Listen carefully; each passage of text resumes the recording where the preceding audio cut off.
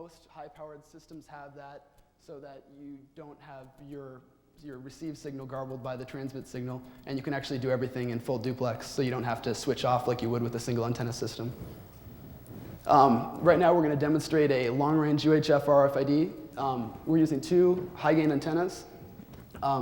In order to get such high-gain antennas to work with a standard RFID system, you have to take into account radiative impedance, which for most RF situations is 50 ohms.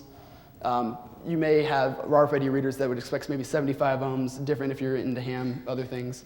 And also very important is a DC impedance. Not the same as RFID impedance. You can measure this with a simple multimeter. And that's usually used in antenna detection algorithms, so that if you try to plug in an antenna, usually it's a DC short or a DC open. Not very typical to have a set resistance on a standard off-the-shelf antenna. But the RFID system we're using requires a 10 kilo ohm DC resistance in order to function. It could be kind of a way for the antenna or the RFID reader manufacturer not to use aftermarket antennas, so they could sell their $500 not too long-range antennas. Anyway, we're going to switch over to our application, and that's plugged in. Let's turn this on. Okay, and can we turn on the laser sighting? We're going to basically, this shows the tags that are in the field at any given time and all of the data that's on the tag. So we can just keep backing up until we don't see it anymore. We've tested this at over 48 feet in the lab. Our lab is 48 feet. So as you can see, we may be able to get quite a bit farther. There we go, right there. Still going? Yep, we're reading fine. This is asynchronous, so it pulls the reader every second or so. So you're actually seeing a live view of what the reader is seeing and not a cached view. So this is what the reader is reading in real time. So we're at the end of the hall. We're reading RFID. Probably, what would you say, 40, 50 feet maybe. We're going to measure that later. Maybe later in the week we'll go out to the desert, see how far we can push it.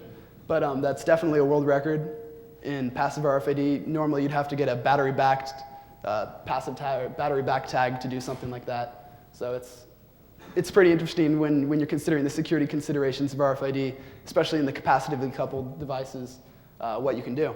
Okay, now we're going to go to a denial of service attack against an RFID reader. We're going to do some reconfiguration of these antennas. And what you see here is we're generating our RF wave with a voltage-controlled oscillator being modulated by a frequency source of 7,000 hertz. It's a pretty shrill sound. You can hear that with your ears. And an RFID system uses a center frequency of 915 megahertz with subcarriers on either side of that. And basically what this is going to do is modulate both of those subcarriers at the same time, confusing the read digital signal processor on our reader so that it sees ones and zeros willy-nilly without regard to any sort of data integrity. So we're going to set that up right now. This is our box right here that performs the DoS attack. And for good measure, if anybody can hear this, this is about what it sounds like. So that's 7,000 hertz. We did a little bit of testing. That's the best frequency to mess things up. So, is that okay? Okay, perfect. We're going to get that so we don't hear that sound while we're attacking RFID.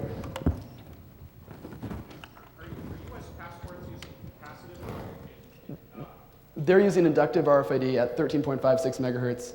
So in this case, they're on the better side of the security issue. The problems that would be seen by something like this would be, like I said, Walmart, any sort of supply chain goods would use RFID like this. These RFID chips are much cheaper and are set to become much more prevalent. So if you have clothing, bags, they maybe have these. So read a full subway car of people. With the anti-collision algorithms, you're not limited to just one tag. You can perform up to 2,000 tags in any read zone at a given time. As the distance gets further away, you have a little slower data transfer, but 2,000 tags is still a lot. So, okay. Yeah, we're good. We're going to test the, sorry? Yeah, we're going to switch over. We're going to turn on our modulation. Nobody can hear it? Good. Okay, we're going to refresh this. Okay, so far we have 3 RFID tags. Are you able to put the RFID antenna in the way of this. So here. We tested it at much longer ranges, but we're going to do it very short here. Okay. Can you put the tags here, over here, further away? There we go.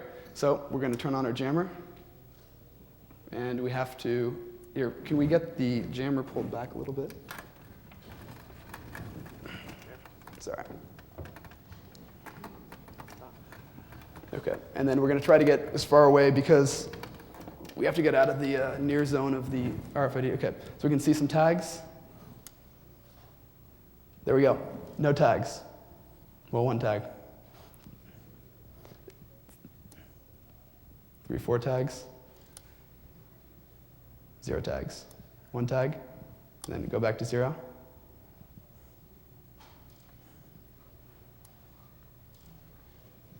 Perfect. So right now, the jammer's off right now. If you pull the RFID tags a little bit further away from the antenna. So this is a typical read range at a store would be about 5, 6 feet. And we're going to pull, actually, we need to actually point it at the device. So we're going to pull it right there. So we have very, very, very mitigated read range. So even if you don't completely jam the antenna, you take away its ability to read tags reliably. The jammer's off right now. You get 3 to 4 tags. With it on, you get basically 0 to 1 tags. When we increase the range of the jammer, the signal's a little bit better because we're still in the near field of the antenna right now. But we should be good to go. So that's that. We're using relatively low power to stay within regulations here. But a black hat hacker could probably do something much more powerful. So, not that anybody would know here. Okay, so let's take this off stage.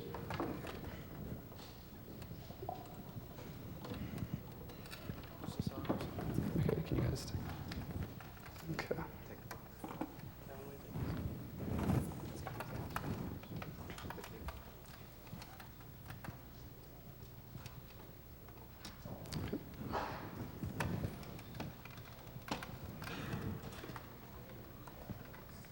So let's continue on. Privacy and security with respect to RFID, they are not necessarily the same thing, and in a given implementation, either or both of them could exist. Privacy in this context centers upon the ability for a rogue device to retrieve a unique identifier from an RFID tag. So I mean, this would just be not necessarily even meaningful data, just a tag that is session invariant. Does not even have to be used for authentication purposes.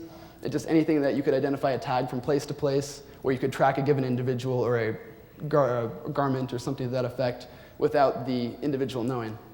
The standards for RFID provide a framework for security, but because they're so ambiguous and so much is left up to integrators, they really don't do much in terms of guaranteeing a turnkey solution for privacy or security.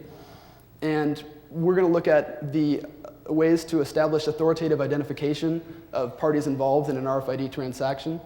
As you can see there are no authoritative identification mechanisms, which is obviously the least amount of security you can have is implemented in very low security tags. You can have simple passkeys, you can have symmetric key encryption, or the ideal solution is the public key encryption. And all of these also carry around transport encryption relative to what they're using to transfer data. And once again, the range can also be considered a security measure unless you have a device like this. But range as a security measure is mostly useful in near field RFID because it's a physical limit, not just a limit as to how powerful your transmitter is.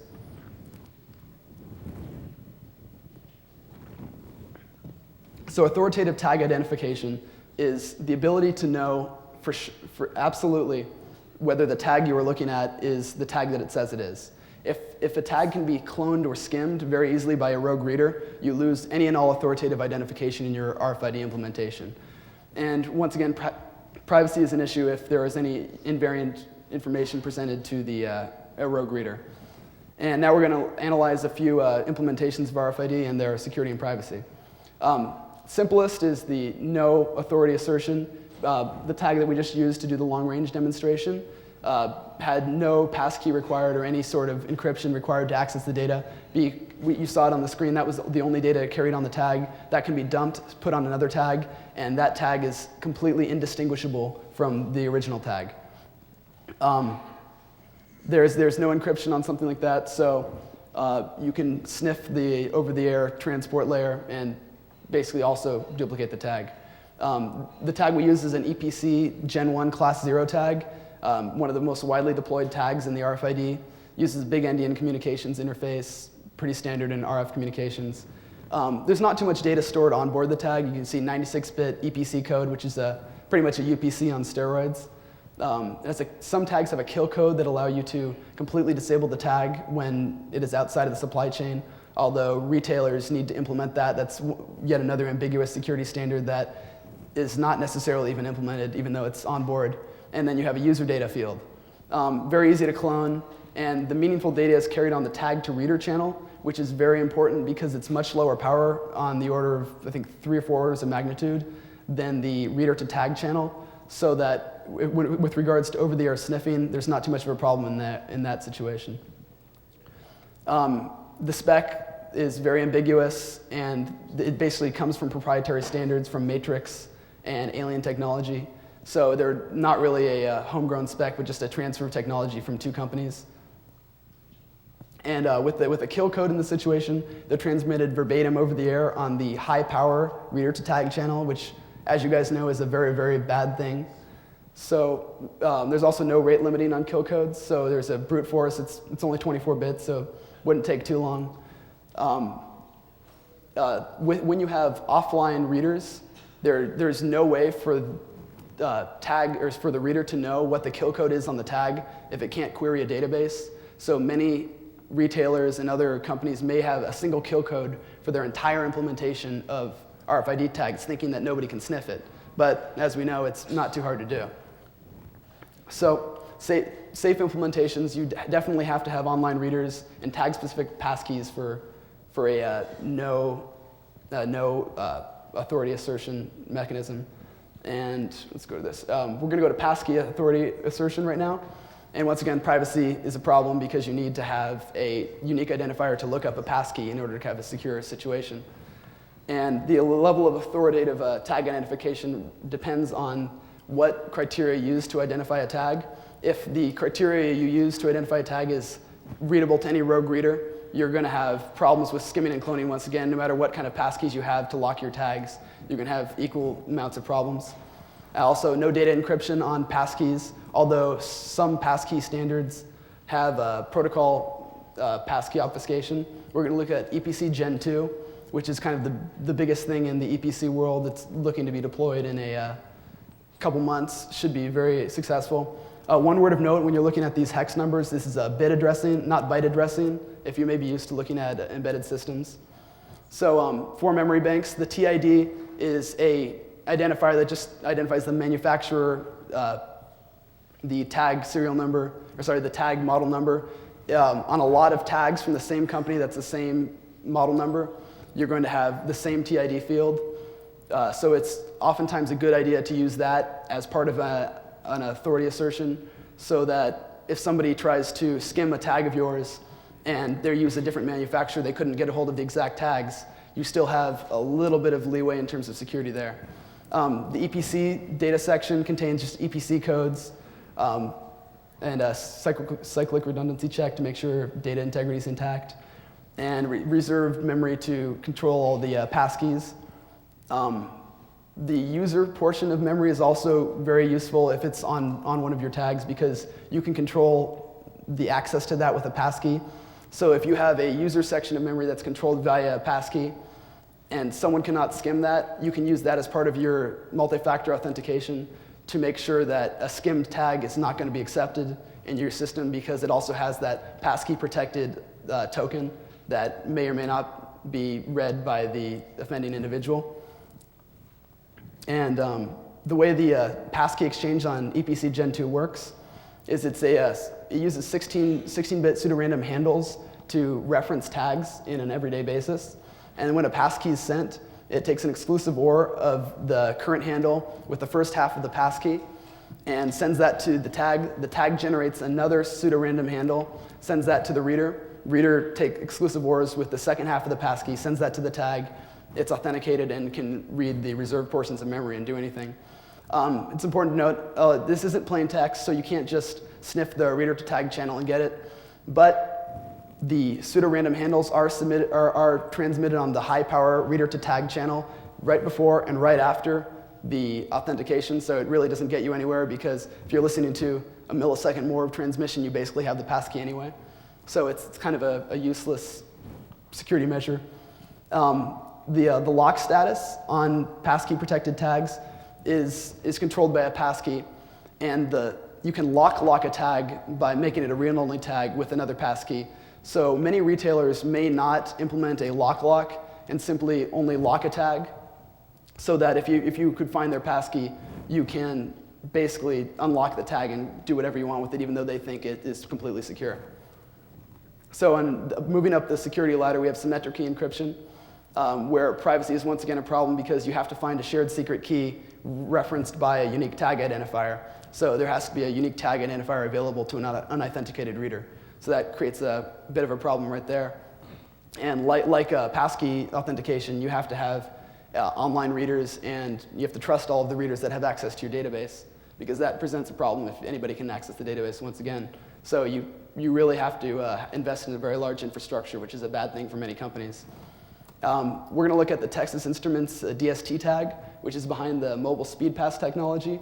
It was recently cracked, and the reason that it was cracked is that it uses a very weak cipher that the hardest part of cracking it was figuring out what it did, and because it was invented in the early 90s, and it was basically just a black box scenario, and once they discovered what the cipher did, it was only 40 bits, and they implemented the algorithm on a couple FPGAs and cracked a tag in a matter of 40 minutes. They extended that to use rainbow tables, and within a couple seconds, they can use a couple pre-selected challenges and just ascertain the secret key and clone a speed pass and make it work at any mobile gas station, which is obviously not too good of an idea. So once again, moving up the security ladder, we have public key encryption, which is widely used and widely accepted. It's as good as we're going to get for RFID. And this is the first situation where we don't need a unique tag identifier to look up a shared secret or a passkey. So this is the only truly private solution. The tag validates the reader's public key and vice versa. Very sniff safe because the transport doesn't matter. They've authenticated with each other. And this does not require online readers. Encrypted transport, great stuff. And the biggest success story with this is the Hong Kong Octopus card using a Sony chip. Huge distributed payment system, taxis, everything. It uses offline readers. All of the readers do offline PKI authentication, and they use a store and forward mechanism to only perform balance checks when needed. So it's a great system. You don't require online readers. The cards are a little bit expensive, which is the problem with a PKI system like this. So it's not necessarily for every implementation, but for financial transactions, everyone should insist on a PKI encrypted system. The practicality of all these security mechanisms is very strongly embedded in RFID because the ICs used on the chips need to use as little power as possible in order to get power from the air interface. They don't have their own power systems, so we typically go for as low power and as inexpensive as possible, which is why we have those EPC tags that have no encryption, no authentication, and why they're so prevalent is because they're cheap, they use no power, and they're very easy to manufacture. So it's a trade-off like every decision in security. So if you're forced to use a very low security standard, there are some workarounds that you can use that maximize the security that you're given. Dynamic recoding, if you're using a read-write tag, you can recode the user data portion and store that in an online database so that the tag is constantly changing. If there's a skimming/cloning attack, you know immediately when the next tag is read because you have a mismatch. Same thing with an RFID odometer situation. You have something that's internal to the tag that increments a reserved portion of memory every time the tag is read, and there's no way to change that based on a different reader. So as soon as a rogue read has taken place, you know that from your database, and you can act accordingly. Passkey protected validation data we talked about already. As long as it's not publicly available, it's a good thing to use it as a authentication token. And one thing that's not widely addressed is the tree walking protocol that's used to singulate tags. if you have multiple tags in an RFID field, it uses a binary tree to walk, and it uses some sort of identifier to figure out what tag should be talking at any given time. This is especially true in EPC Generation 1. It's not as effective as in EPC Generation 2 because it's using a temporal situation where each tag has a random amount of time it waits before transmitting to the reader. So that's definitely getting a lot better with security. But in the EPC Gen 1 tags, there are 3 separate identifiers it can use for a binary tree to traverse. The EPC code, a semi-static identifier that it's based on the EPC code, and a pseudo-random number. The spec recommends the semi-static identifier because the pseudo-random number may have collisions between tags, but the semi-static identifier won't. The problem with that is that the semi-static identifier only changes when the EPC code changes. So you may have privacy issues right there. And oftentimes it's even manufacturer coded. And the spec recommends the use of the semi-static identifier, and most readers implement that, although they don't really tell you or give you a choice as to what to use. So sniffing a tree walking session would give you a semi-static identifier of all of the tags within range, or at least a few bits of it, and most likely enough to differentiate tags, so that if you were sniffing multiple readers, you can essentially track a given tag without knowing any meaningful information about it, but you know that that tag is passed from place to place. So it's not exactly a huge privacy threat, but it could be a problem in the right circumstance. Skimming and cloning, we talked about, it's essentially surreptitiously reading tags. There have been a lot of municipal governments that have started to impose a fine of $5,000. I think in California they're starting to do that for skimming RFID tags. And then once you have the tag data, it's relatively trivial to clone a tag. And that's that. Sniffing, capacitively coupled RFIDs, which is the EPC 900 megahertz and 2.4 gigahertz tags. Those are absolutely the worst in regards to sniffing. Near-field tags are much safer right now. Who knows? Who can tell what's going to happen in the future with far-field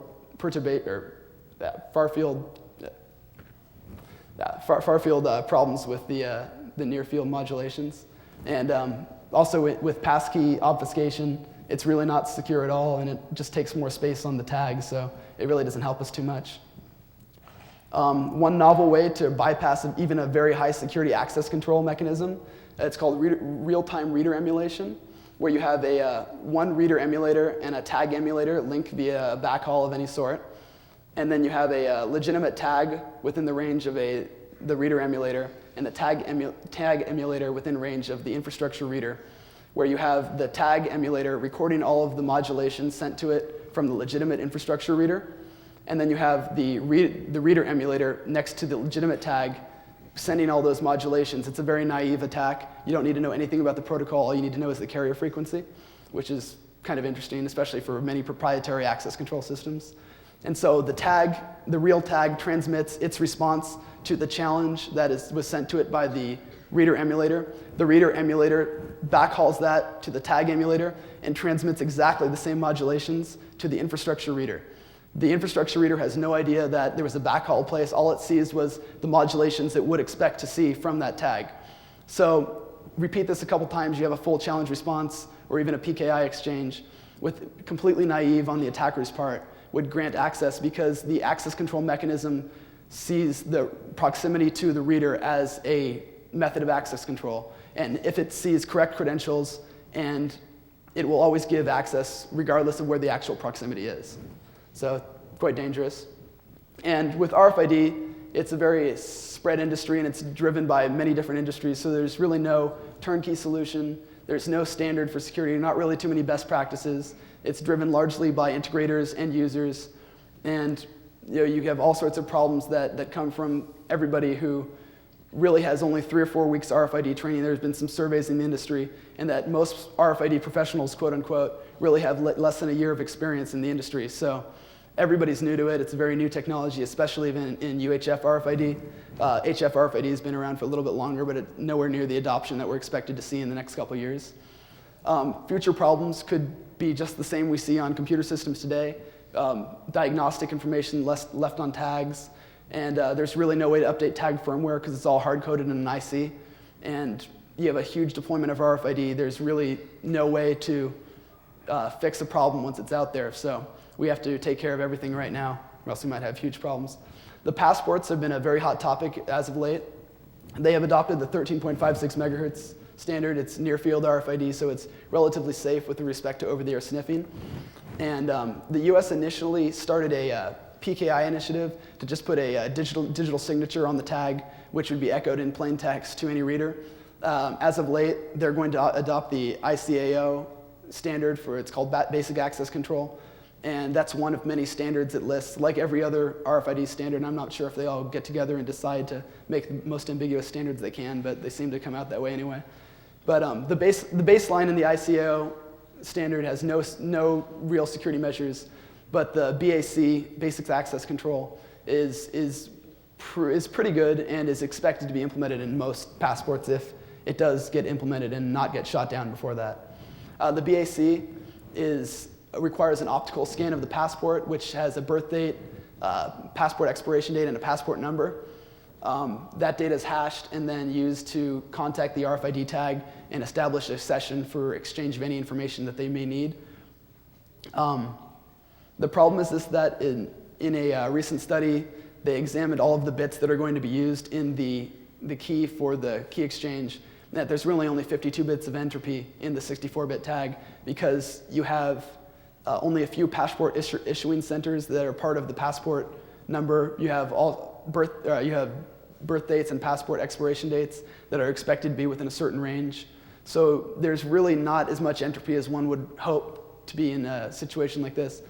And also, most of this information you put on a hotel registration form when you check in internationally. So it's not going to be too hard to get this information and surreptitiously read somebody's RFID tag. Also, passively sniffing a BAC exchange would give somebody a challenge response pair that you could do an offline brute force attack and get their birth date, passport number, all sorts of fun stuff.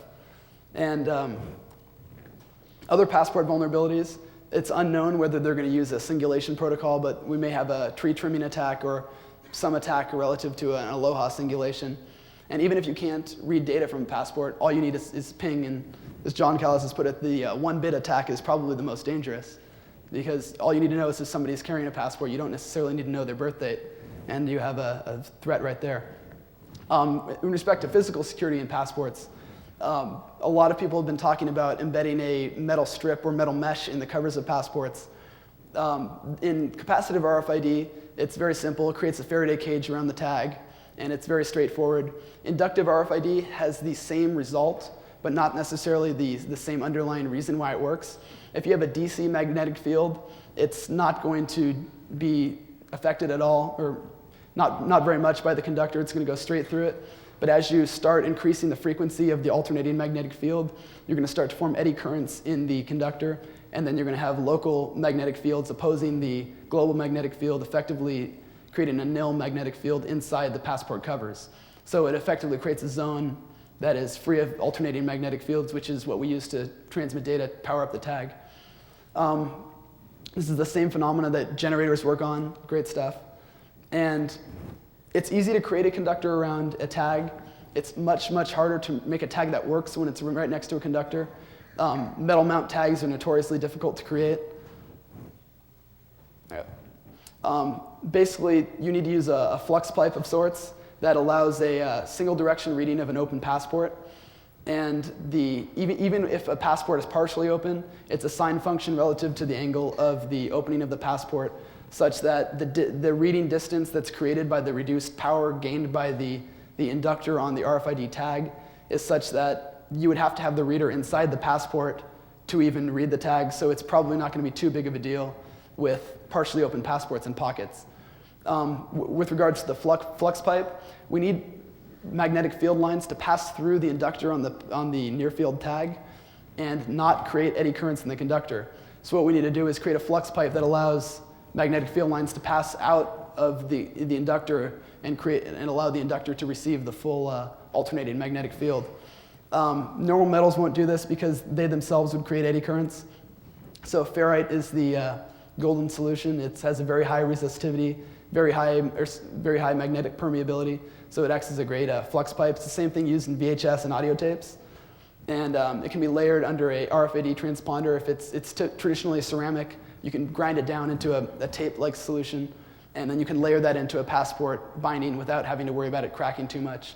Also be used in library books, any situation where you have RFIDs that you don't want to be surreptitiously read. And below, you see the two implementations of a ferrite-based solutions that are patent pending right now. And on the right, you see a passport inlay, or sorry, on the left you see a passport inlay, and on the right you see a retrofit inlay that can be put into any book with an RFID tag, so that you don't just have library books with RFID tags walking around with anybody able to see that you have a book on you, or even what you're reading for that matter. And now we'd like to go to the panel discussion with the experts in the RFID industry. So we're going to talk a little bit about a lot of the hot topics that are facing the RFID industry right now. We're going to touch on passports, government legislation, all sorts of good stuff, post-supply chain consumer goods. So I'd like to open it up to each of the panelists to start with a little bit of their thoughts on the RFID industry and what's happening with everything we're seeing. So would you like to start, John?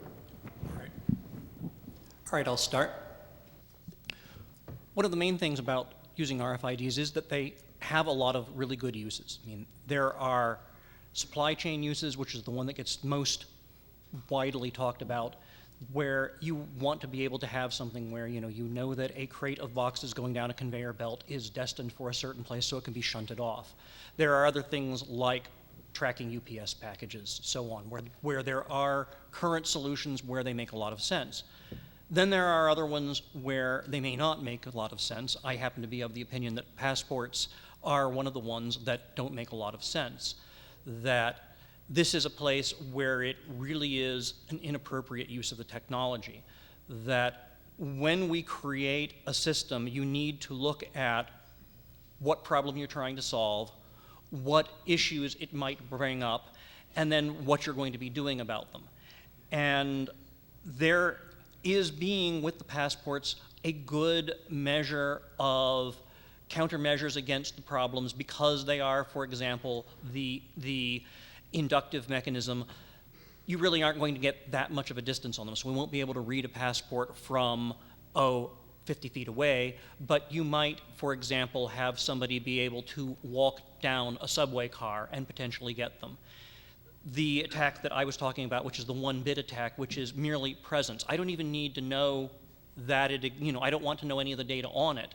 I want to know whether or not it is. Passports are very valuable objects, that there is and will continue to be black markets in them. People will figure out how to forge them because it's really profitable to be able to do so. So knowing that this person is not carrying their passport, therefore it must be in their hotel room, therefore I will search for it, is something that is a really important security consideration. And this is one of the things that we need to separate, is where we're going to be using the technology, what it's being used for, and what expectations security-wise we have for it. And I'll pass on to my...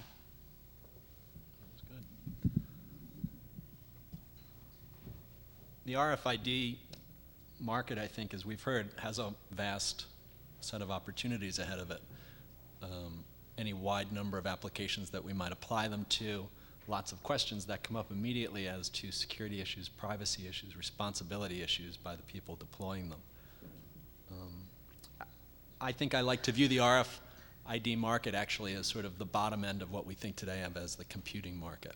If you look at the most basic classes of the RFIDs that are out there, the reflectors that are basically just barcodes or automated ways of carrying data around.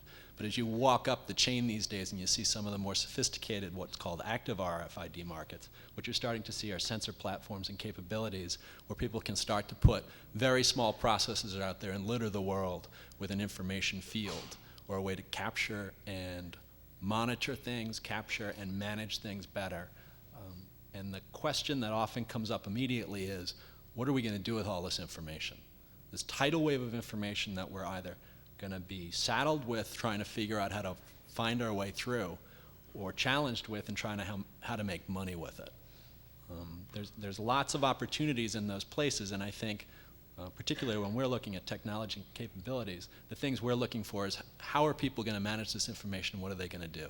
If I can watch every brick in this building, why do I care? I mean, what's the value that I get out of it? What's the value that I get out of knowing what belt is on a person or knowing where they've looked or where they've shopped?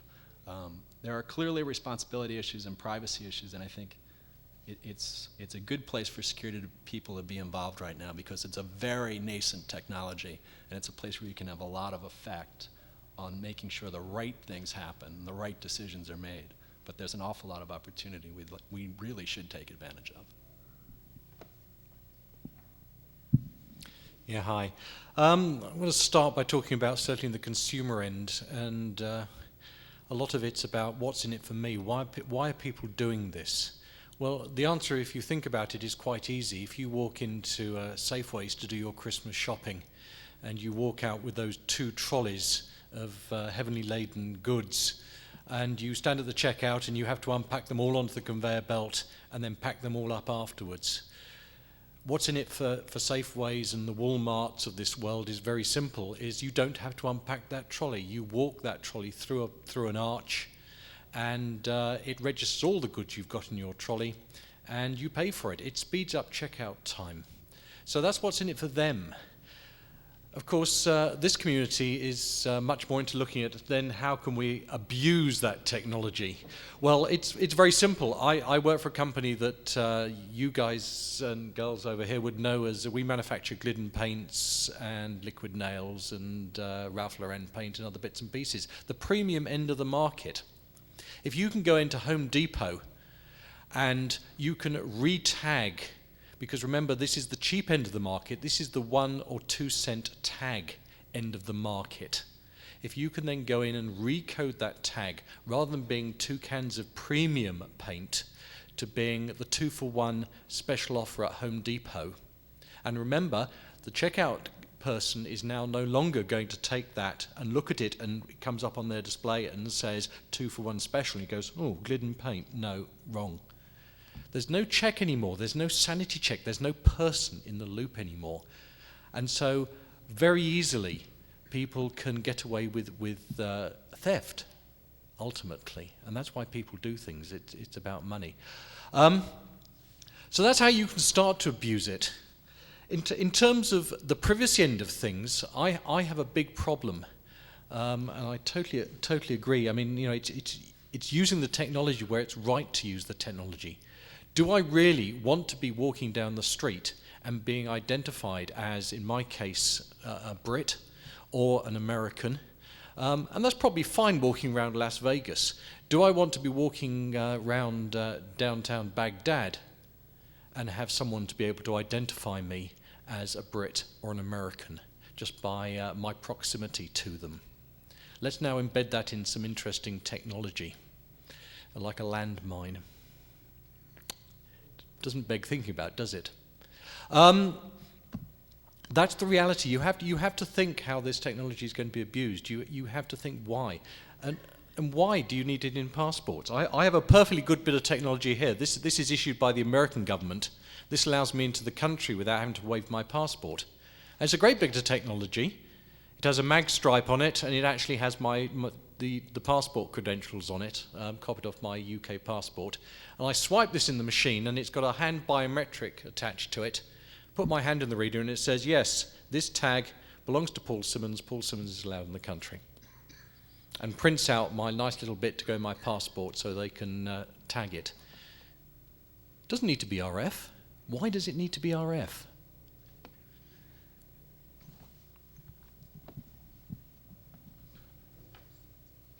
I think that is a good question, and when you look at the policies that are being laid down, the questions are, how do these things work their way in there? Yeah. Why isn't it a high-density type barcode capability, a printed capability that uses a more traditional capability or technology to convey the information in the same way? Or even a smart card with a contact on it. Yeah. That you know, in particular with something like border control. I mean, border control is not supposed to be like buying things at Safeway. You're not supposed to be moving as many people through it as possible and just tallying them up. You're supposed to verify that this is something approximating the person that's supposed to have this passport. And if we create a security system where it not only enables but encourages the border control agents to move things faster through, then we end up with interesting sorts of errors in the system which are allowing things through that should have had a little bit more scrutiny on them. I think it also starts to call into question questions of human factors and what's really going on.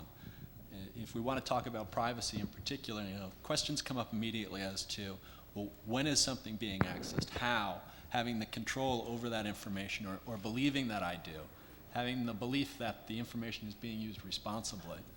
I think are factors that really, I don't know that they're being addressed yet in the RFID side of things, almost in any of application. Sorry. Almost in any application.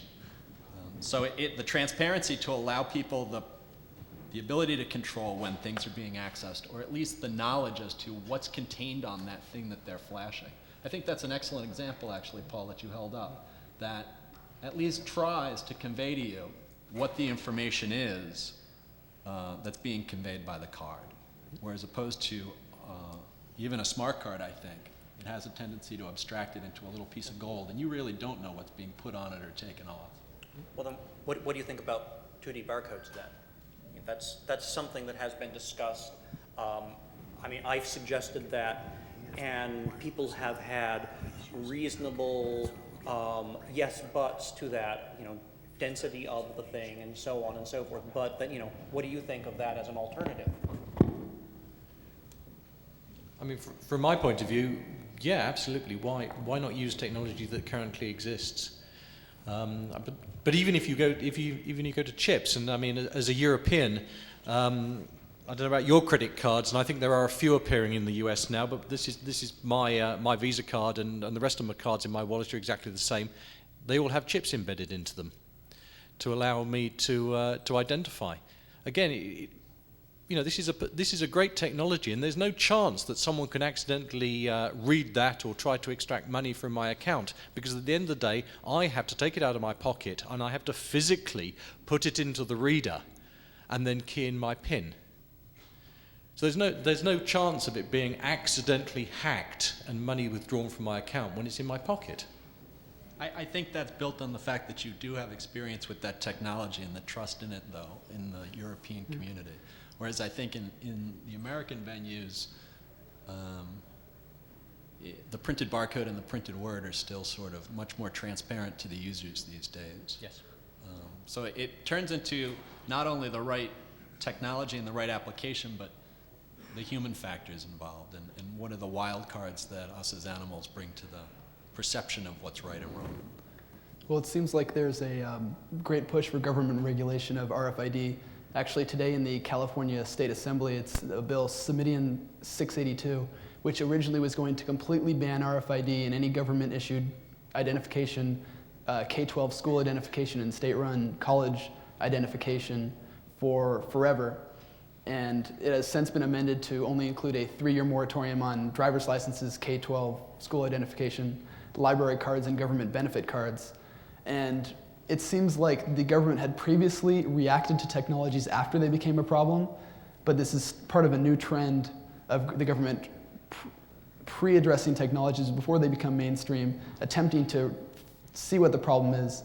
But the situation with that is that they may completely destroy the technology before it even becomes widely available. Do you think that this is a good practice, or, I mean, is it kind of a damned if you do, damned if you don't? They're going to get flack either way, no matter what they do. I don't know specifically about California. I would tend to say that you can't act probably as a state when this is a federal problem, certainly with things like driving licenses or whatever. I mean, I know there was a move to standardize within the US a standard form of better identification for driver's licenses, because I think every school child knows that it's very easy to get fake ID. So they can go and drink in the bar at 19 or 20. That's the reality of the world we live in, isn't it? But if you think about it and blow it up to passports, the big problem is that no one country can act in isolation, because the whole concept of a passport is that it works when you try to get into another country. I mean, that's why you want it. So the reality of the situation is that you need some global standards. One country, whether it be the UK on its own, whether it's Europe, whether it's America, can't act in isolation. This has to be done with some agreed international standards. Otherwise, this just isn't going to work. And from a corporate point of view, I'd like some standards out there so I can leverage it. Because I mean, we operate in as a corporation, we operate in 55 different countries where we actually have plants and sites and staff. So I'd like to be able to leverage this stuff to actually authenticate with my Windows machines, for example. That'd be rather neat, wouldn't it? If I could. So I could start getting some strong authentication that's actually government-backed. So it might be nice if government talked to industry once in a while and actually asked what their requirements for strong authentication and ideas. Yeah, I think on that segue, I think my general belief is that legislators deciding technical decisions is a bad thing. I think you can define, and I haven't read this bill in California's legislation, but the concept that they're deciding technical issues and what should or shouldn't be in a solution, it would be just as bad as letting me define the law. So that's not a good thing, and it doesn't lead us to the right answer. I think well-informed legislators have a tendency to write legal bills that leave the door open for the technologists or the policy, the administration underneath them who can gain access to industry to make the right decisions. But to mandate that something either be or not be technically in there, I think is a problem in general. Well, I do agree that in general, legislators shouldn't be deciding technical issues. And on the other hand, this makes me smile just a bit to myself. And the reason is that I view it as being as much defining the limits of what the appropriate use of the technology is, that these are people saying, hold on, we don't want that technology used for this purpose, rather than banning the technology outright. So it is better than what we've seen in a lot of cases, and it does help put a boundary around some things, because I don't think that anybody really cares whether or not their packages coming in FedEx or UPS have RFID tags on them, but we're all rightly concerned about having our ID cards read from a distance.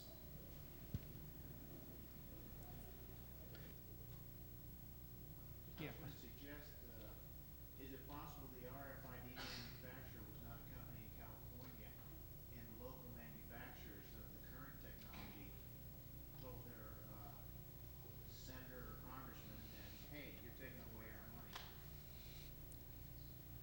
There's definitely a lot of lobbying in the remote identification industry.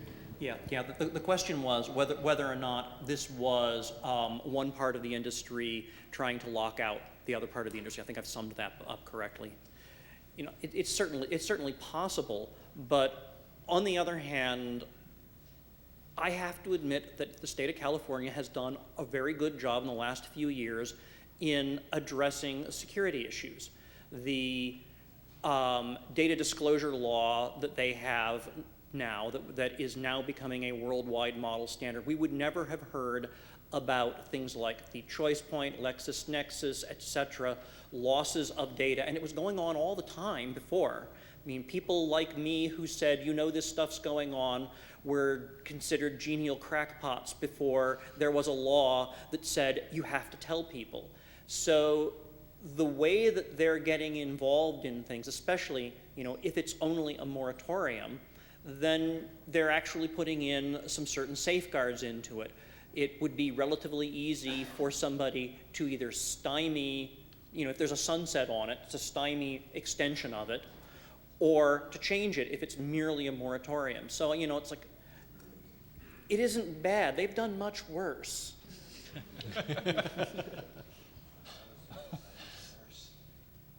Question? Could it not be argued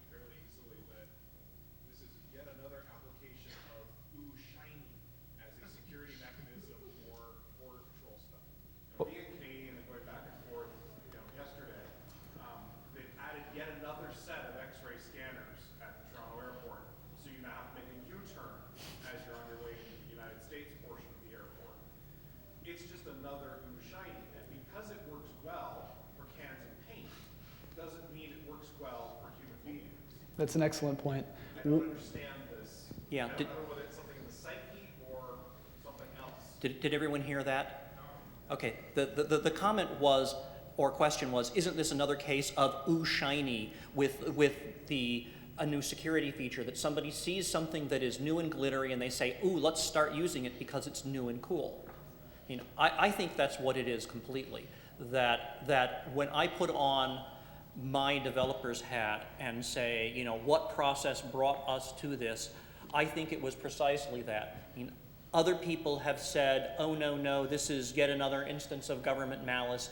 Now, I think that somebody said, here's a really cool technology, we can use it to speed this up, we can make things easier, and not thinking it through. And it's cheap. Yeah.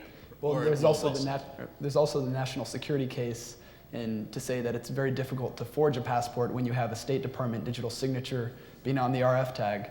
But you could also say that that same amount of data can very easily be stored in a 2D barcode. Why do we have to put it in RF?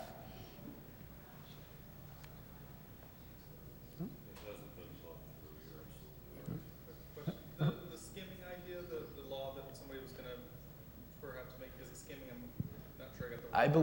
I believe it might be in Summidian 682. I'm not entirely sure, but it would create a $5,000 fine for California for people to skim RFID tags. How that would be enforced, I don't know, but yeah. Is there even a potential to enforce something like that? Well, the way that it would be used is that, for example, suppose you found somebody who was doing precisely the attack of putting false codes on products, and then they get caught on it. They then say, aha, you have now, you know, we caught you at this, and we found this other law that you have that you have broken to, so we'll tack that charge on as well, and you know, umpteen counts for everything that was in your shopping cart. By itself, it wouldn't be. Yeah. Okay. We have a question back there. How about building access? A lot of businesses now have proximity badges for door entry. What type of technology is currently being used, and is that secure? We discussed a little bit about that earlier. It's typically a high-frequency RFID with a PKI. There are a lot of proprietary standards, and there's some ISO standards that are going through right now. It's I mean, from an encryption standpoint, it's very secure.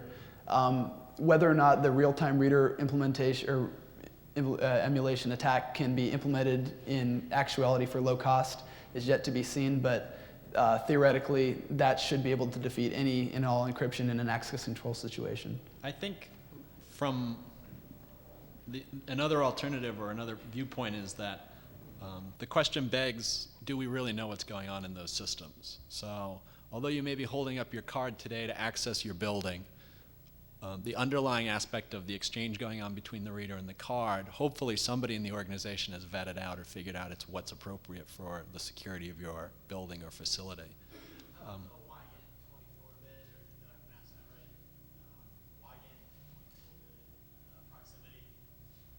There's some kind of a security standard for access. Now, I'm not sure exactly what you're talking about. I mean, is it like an ISO 14443? I'm not sure. Like, nope, in the back there? So, crime are policy related, and most Western European countries, there are very strong policies about disclosure of personal data. Germany, Holland as an example. However, there's an increasing use of RFID tags. In your opinion, is this a case of ignorance or is it accepted risk? Probably a little bit of both. As the nominal European up here, no, I mean Europe has much stronger data protection laws, but it's how that data can be used to personally identify you. So as long as that data isn't being used to personally identify you, it's not an issue under European data protection. I think the major effect that would have would be secondary effects. I mean, another inappropriate use of RFID technology would be putting RFIDs in your clothing. And, you know, if you could then track somebody because you knew a collection of things that they over time wore, then that would start to move you towards it being something that would be covered by a data privacy law, but one individual thing would not. And that would be, as a matter of fact, the danger is that you would go to a slippery slope of this constellation of things that are not any one of them in isolation personally identifiable become itself personally identifiable. So you would give somebody a way to do privacy violations without ever having a single datum that violates your privacy. Yeah, the issue is very much not that someone is able to determine that I bought a new pair of Levi jeans, but it's when that tag, bottle of anti-AIDS medicine is tagged, and you can make a deduction from that therefore, because I'm buying that medicine, therefore I have AIDS, and therefore you make also a load of other decisions based on it, and that's when it gets into privacy legislation. Well, also, there's a point that who cares what belt you're wearing, but you always wear your belt, so that belt serves as a tracking device for you, assuming you have infrastructure readers over a wide area. There was a recent study in using cell phones to track the physical location of people, and they found that over a 2-week period, if you track someone's movements, you can predict their movements 80% of the time in the future. So extending this to the RFID situation, who cares what belt you're wearing, but when you know where someone has been for the past week and know exactly where they'll be, if you want to find out where they're going to be at midnight at Tuesday, you're going to know exactly where they're going to be with 80% probability. I think that brings up an interesting point, though, and that's the capability to track things and people exists to some extent today. And as the new technologies are brought on, these extraordinarily dumb processors all the way up to embedded computing that's stuck into everything that we buy, where's the responsibility, and how are we going to drive corporations and people developing technology to build in the right things and to be responsible to us? Because if we don't really bang that drum hard, it's going to roll along, and it's going to roll along into a place we don't want to be. Right there. I've also heard some comments about putting RFIDs into currency, and that this might be a way, possibly to slow counterfeiting, but also to be able to track large financial transactions. Cash these days is generally considered to be fairly anonymous, but if we begin putting RFIDs into those things, you're going to be, of course, walking down the street, you're going to know, oh, look, that guy's got a very large collection. I think that would be an extraordinarily bad idea. Right. This falls into another one of these things that is an inappropriate use of the technology. That you don't want people to know from 50 feet away what's in their wallet.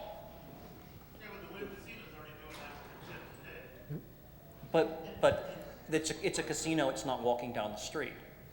There's a principle that is a little wider, and that is that people should know consciously when they're signing something or when they're identifying themselves or agreeing to something, what they're agreeing to. There was a book on security which talks about a middleman website, a porn website that winds up having somebody digitally sign that he's an adult and meanwhile uses that digital signature to take out a mortgage on his house. People need to know what they're signing and what they're agreeing to, and your identification technology really needs to build that in as a principle rather than build something in that encourages the opposite. Question right there. Are we not rather quickly creating a secondary market for things that make RFID tags not work anymore? The extension of your jamming technology is to permanently disable the device. Yep. Anything that's got a trace on it, you'll power it, fry a trace, and you're good to go. 1 second in the microwave. Yeah, microwave oven. Yeah. Looks a treat. Do I need to microwave everything that I own? I'm going to start counting. Well, there are actually RSA has developed a technology that's doing that. They're working on a blocker tag that you just slap over your RFID tag that works as a denial of service device.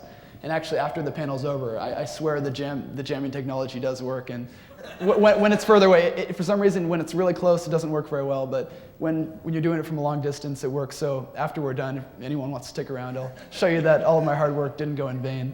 So this blocker tag is all fake, Oh, is it really? Yes, it's all fake. Okay. It's only a standard tag. It's only fake. They're telling you from soft blocking. So you have 2 RFID tags and 1 tag telling your reader you're not allowed to read the same tag. You demoed that at last year's conference, didn't you? Yeah. Well, the same sort of thing with a physical blocker tag. You slap a piece of aluminum foil, either. Some casinos here are RFID tags embedded into the coin. They are calculating your compensation Well, it's actually an extension of the previous system was where pit bosses, it's basically one of the only analog mechanisms still left in casinos. They have pit bosses that keep track of all of the table games. And now many of the table games, the little circle you're supposed to put your chips in, that's going to be integrated with an RFID reader that sees exactly how much money you've put there and calculates when to comp you when you're losing a lot of money so you stay around the casino. And I'm sure everyone's going to enjoy that later tonight. I think Vegas is it's an interesting example of where the monitoring capabilities have really started to pervade everything that happens here. I mean, from the amount of time you spend at a slot machine, the amount of money you put in each drop, all sorts of aspects of the information mining that's going on to derive more, they would argue, entertainment, but more money from you as you pass through the town. I will admit that I lost all interest in even casual slot machine use a couple of years or so ago, or less than that, when I dropped a quarter into a slot machine, pulled the lever, and it said that I'd won 2 quarters, and I pressed the button because I wanted the nice reassuring thunk thunk, and it spat out a barcode at me. That's the last gambling that I've done because they have taken all of the fun out of it. In the back there?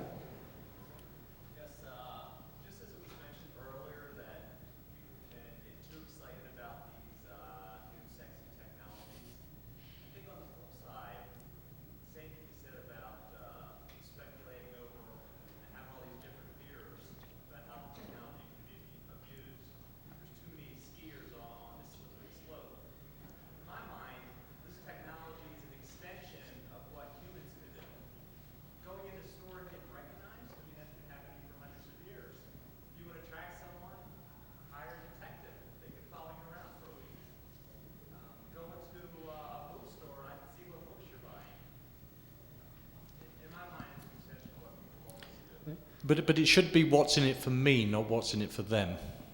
I mean, there are big advantages. I mean, I'm quite happy to trade my privacy with my my store card, so that they send me through the post coupons that are relevant to what my family wants to spend. If you go to the Mediterranean during the summer, where the kids are all going down to party all night in the clubs, where they certainly the women wear very little, party all night, and don't like carrying money and handbags around because it detracts from the partying. The girls down there are starting to embed RFID tags into the wrist, a la pet passports. So you actually can get RFID tags that actually embed into the soft part of the wrist, and this enables them to charge up the chip with money. So when they want to go to the bar, they pay for it with their wrist, and it takes the amount of money off. It's in it for them that the youngsters out there are doing this because there is a benefit to them to do it. I think I need to go see that. You just want the scantily clad women, don't you?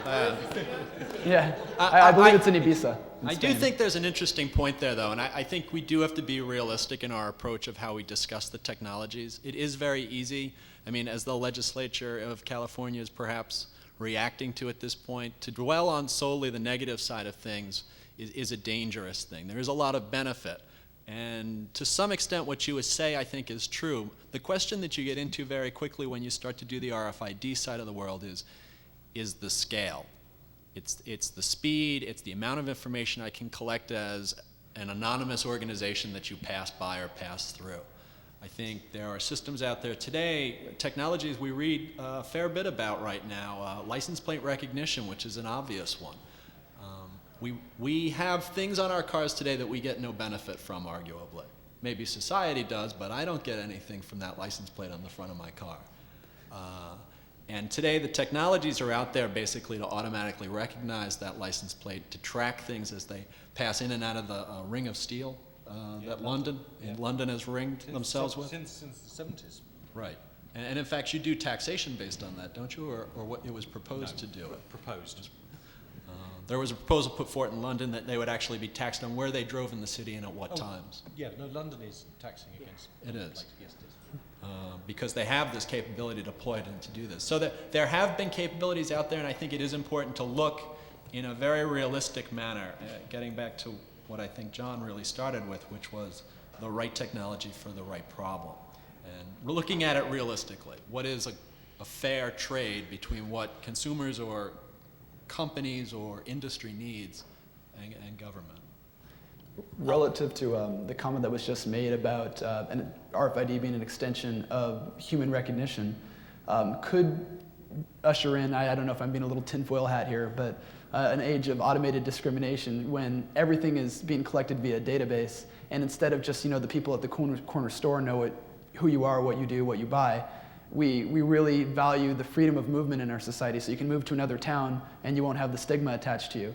There are already telephone companies right now that take the purchasing history of an individual into account, and when they call a person call one of the operators, they have a red, yellow, or a green signifying how valuable they are to the company, and consequently how nice or rude, as the case may be, the operator should be towards the individual calling. So it's starting now, and who knows whether huge demographic databases could usher in an age of automated discrimination. Yeah, we just got the cut, but I'm going to go over a little bit. I think you brought up some very good points that human beings are very bad at estimating risk, that we consistently underestimate familiar risks and overestimate unfamiliar risks. And the risks that we're dealing with here are in fact unfamiliar risks, and consequently they are scary. But that's merely the flip side of the coin that is the ooh shiny coin. And it may be that something like a moratorium is the right thing to do because it does nothing more than allow us to become comfortable with it and allow us to say, after an amount of time, well, okay, I think that since this use is okay, this one that I was a little nervous about, I'm going to accept. And on other cases, this one I've decided that no way in hell do I want to, after 5 years of thought, I really don't want RFID in my money. Any final comments from? No? Well, I'd like to thank all of the panelists for being here. I really appreciate it, and thank you all for being here.